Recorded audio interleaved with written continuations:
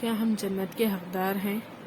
کیونکہ ہم نماز ادا کرتے ہیں، روزہ رکھتے ہیں، زکوٰۃ ادا کرتے ہیں، صدقہ و خیرات کرتے ہیں، اس لیے ہم سوچتے ہیں کہ ہم جنت کے حقدار ہیں کیونکہ ہم نیک اعمال کرتے ہیں۔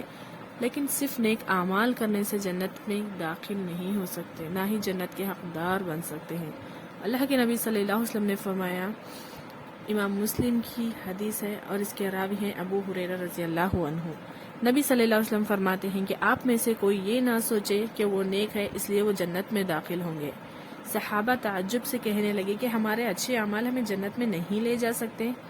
نہیں، کیونکہ جنت میں جانے کا ایک ہی راستہ ہے، وہ یہ ہے کہ اگر اللہ تعالیٰ آپ پر الغفور الرحمن الرحیم ہے تو ہی ہم جنت میں داخل ہو سکتے ہیں،